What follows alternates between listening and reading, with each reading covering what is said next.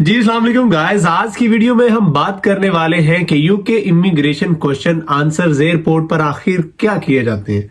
Basically तीन airport भी आपने बीच में चेक इन और चेकआउट करना होता है। एक तो वो जहां आप इंडिया पाकिस्तान से अपने शहर से टेक ऑफ कर रहे होते हैं। दूसरा एयरपोर्ट वो होता है जहां पर आपने स्टे करना होता है, बीच में आपकी डायरेक्ट फ्लाइट नहीं होती। अगर आपका जो है ना वो स्टे है किसी एक एयरपोर्ट पे बीच में, जैसे मेरा इस्तांबुल पे था तुर्की में, सो कुछ लोगों का कतर में होता है, कुछ लोगों का दुबई में होता है। तो वो एयरपोर्ट पे भी क्वेश्चंस क्या होते हैं। उसके अलावा फिर जब फाइनल आपकी डेस्टिनेशन है यूके में, जिस एयरपोर्ट पे आपने लैंड करना है, वहां पर आपसे क्या क्वेश्चंस किए जाएंगे। तो इस सारी वीडियो में हम आपको ये सारे पॉइंट्स डिस्कस करेंगे और बताएंगे कि अगर किस किस्म के क्वेश्चंस होंगे तो उनके आंसर्स आपने किस किस्म के करने हैं, ताकि आप लोगों को किसी किस्म की परेशानी का सामना ना करना पड़े। सो चलिए शुरू करते हैं जी। अगर तो आप चैनल पर नए हैं और वीडियोस को देख भी रहे हैं और आपको इससे कुछ इस्तेफादा भी हासिल हो रहा है, आई मीन बेनिफिट भी हो रहा है, तो फिर उसके बरक्स मुझे भी बेनिफिट दे दें। वो ये है कि आप वीडियो को लाइक कर दें, कमेंट कर दें, शेयर कर दें एंड मोस्ट इंपॉर्टेंटली चैनल को सब्सक्राइब कर दें, बेल आइकन दबा दें ताकि तमाम लेटेस्ट वीडियो से आपको अपडेट मिल सके। इससे पहले आपने, जैसे मैं पाकिस्तान में लाहौर से एयरपोर्ट से जो है ना वो निकला, तो मेरे से वहां पर जो सवाल किया गया वो मेरी बैगेज के हवाले से किया गया। जैसे मुझे 40 kg बैगेज अलाउ था और 8 kg जो है वो हैंड कैरी भी एक दूसरा बैग था जो मेरी अपने पैकिंग गाइड वीडियो में मैंने आपको दिखाया हुआ है। सो हैंड कैरी पे अलाउ था। शोल्डर बैग पे तो आप मैक्सिमम जितना आप साथ में कैरी कर सकते हैं वो है।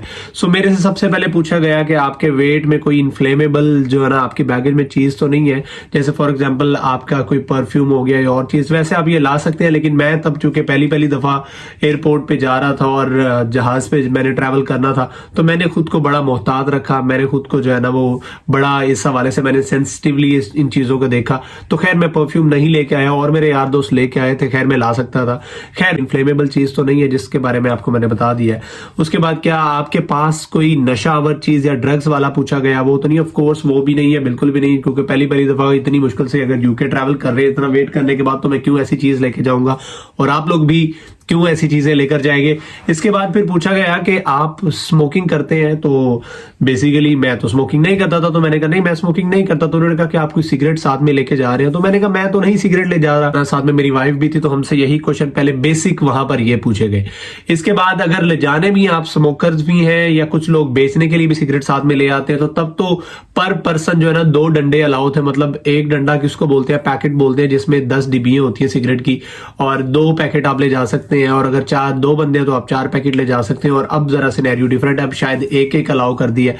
तो ये क्वेश्चन पूछे जाएंगे। उसके बाद आपको कहा जाएगा कि अगर कोई ऐसी वैसी मशकूक चीज है तो वो आपने निकाल के उन्हें दिखाना है, बैग सारा शो करवाना है। ज्यादातर बैगेज का होता नहीं है, लेकिन अगर कोई 10% अगर क्या भी दे तो फिर आपको दिखाना पड़ता है। फिर आपका वेट मेजर किया जाता है। अगर वेट एक्स्ट्रा हो तो आपको कहा जाता है कि ये चीजें निकाल के बाहर फेंक दें, या कोई अगर बाहर बंदा खड़ा है तो आप ये यहां से भेज दें, हम उसको दे देंगे। सो कोशिश करनी कि आप उससे पहले ही घर में अपना सारा वेट वगैरह करके जो भी आपका बैगेज है उसको क्लियर करके, जैसे मैं करके लेके गया था, ताकि वहां पर कोई चीज आपकी वेस्ट ना हो। क्योंकि घर वाले सम टाइम ड्रॉप करके चले जाते हैं, तो पीछे किसी को पकड़ाने के लिए फिर आपके पास कोई वहां पर अवेलेबिलिटी नहीं होती।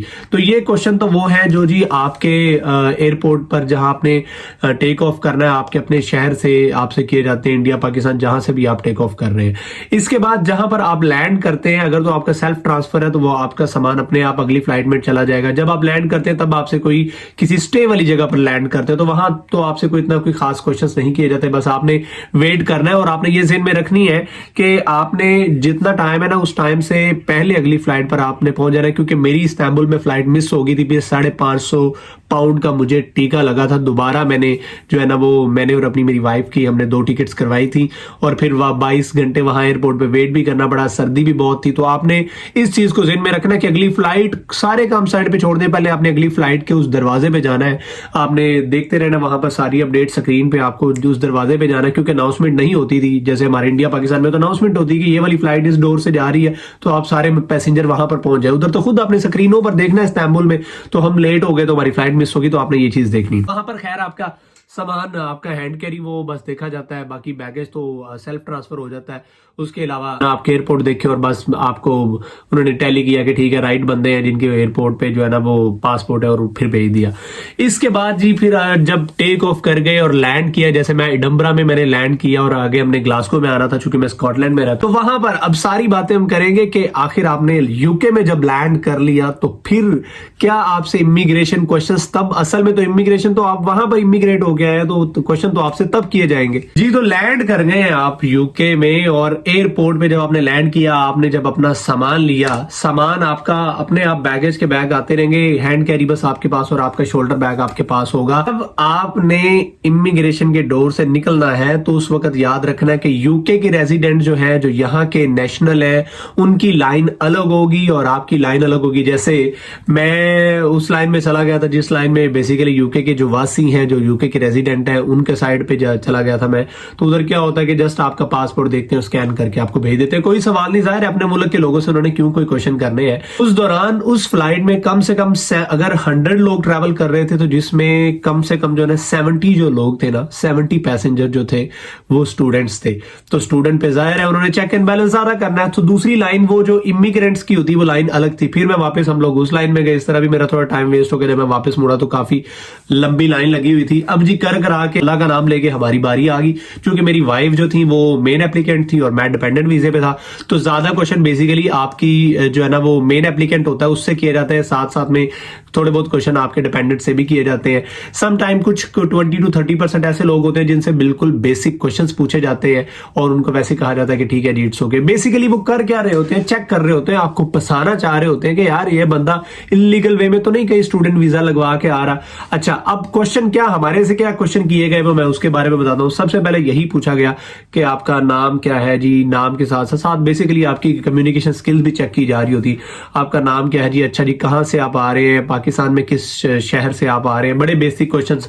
आपकी डेट ऑफ बर्थ क्या है, अच्छा जी, और आपकी शादी को, जैसे अब मैं तो हम तो शादीशुदा एक एज अ कपल आ रहे थे, एज अ फैमिली आ रहे थे, तो आपकी शादी कब हुई, अच्छा जी कितनी देर पहले हुई, तो आपका वीजा कब लगा, आपने वीजा, इसके बाद मेन इंपॉर्टेंट कि आपने कितने का वीजा खरीदा, बाय कितने का किया। तो चूंकि आपने अपनी लिसनिंग और स्पीकिंग, इसको स्पीकिंग से ज्यादा आपने अपनी लिसनिंग पर फोकस करना है कि आपको पता तो हो कि आपके क्वेश्चन आपसे क्या किए जा रहे हैं।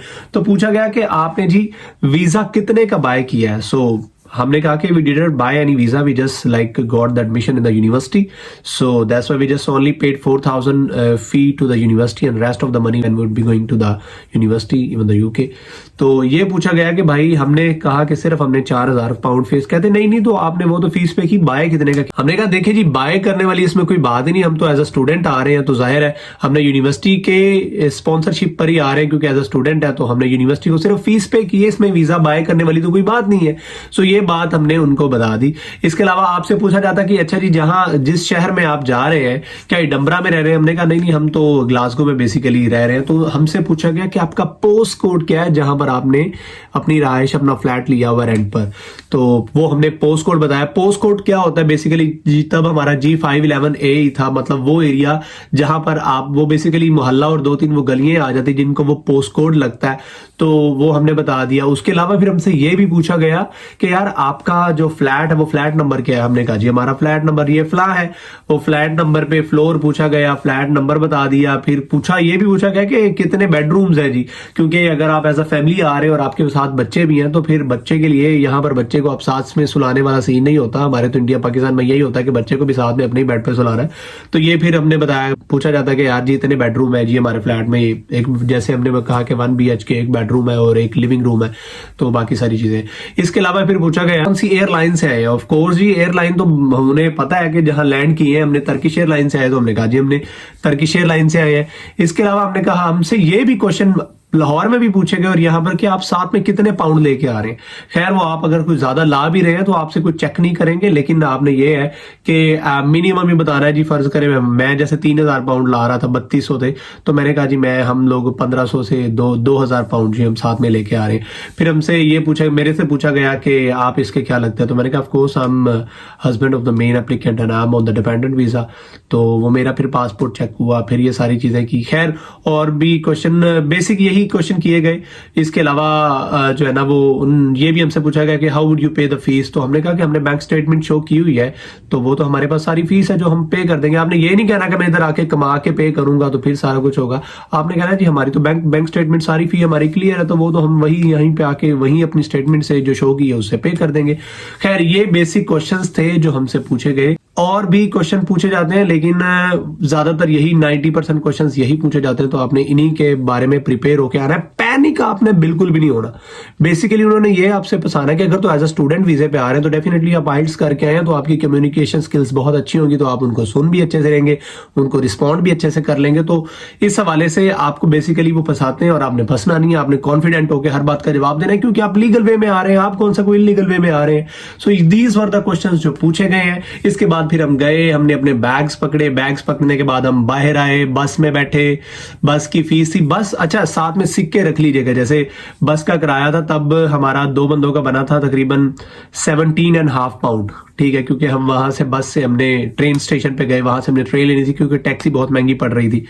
तो उसने कहा जी मेरे पास सिक्के नहीं है, तो फिर हमने 2.5 पाउंड उसको वैसे ही छोड़ दिए। तो अगर सिक्के होंगे तो वो 2-2.5 पाउंड आप अपने बचा लेंगे। फिर हमने बस ली, बस के बाद ट्रेन पे उतरे, ट्रेन ली, ट्रेन से जो है ना फिर हम अच्छा जब ट्रेन हमने ली तो सिंगल साइड का जो टिकट थी वो महंगी थी और रिटर्न अगर करवाते थे तो वो सस्ती थी। तो हमने फिर रिटर्न टिकट करवाई। तो आपने भी ये चीज देख लेनी है, रिटर्न करवा लोगे तो वो सस्ती पड़ जाएगी। पहले आपने लेकिन पूछ लेना कि सिंगल साइड की कितनी है, 1 वे कितना और ये 2 वे कितना, तो फिर आपको पता चल जाएगा। और फिर हम अपने फ्लैट पर पहुंचे और शुक्र अल्हम्दुलिल्लाह सारे मामला बड़े अच्छे से हो गए। लेकिन आपने अपने बैग्स के बारे में बताया था, बैग्स अच्छे हो, नीचे से टायर टूटने नहीं चाहिए। So these were the points, these were the question and answer जो पूछे गए, जिनके हमने जवाब दिए। तो आप लोगों ने भी ये बातें अपने जहन में रखनी है। मजीद अगर कोई क्वेश्चन है कि जिनके जवाब, बहुत सी बातें जो हम वीडियो में भी नहीं बोल सकते और कमेंट्स में भी रिप्लाई नहीं कर सकते, सो आप मुझे इंस्टाग्राम पर डीएम कर सकते हैं। मैंने नीचे लिंक दिया हुआ, या मेरे आप अबाउट में जाके मेरे इंस्टाग्राम का आपको लिंक मिल जाएगा, आप मुझे वहां पर कमेंट कर सकते हैं। वहां पर मैं आपके सारे जो है ना वो आंसर्स का आपको रिप्लाई कर दूंगा। तो अगली वीडियो में मिलते हैं जी, अपना ख्याल रखें। आई होप कि आपको वीडियो की समझ आ गई होगी और सारी चीजें क्लियर हो गई होगी। जुड़े रहें जी, इंशाल्लाह और भी बहुत सी अपडेट्स आती रहेंगी। तो अपना ख्याल रखें, ज्वाइन करें, चैनल को सब्सक्राइब करें, बेल आइकन दबाएं। अल्लाह हाफिज।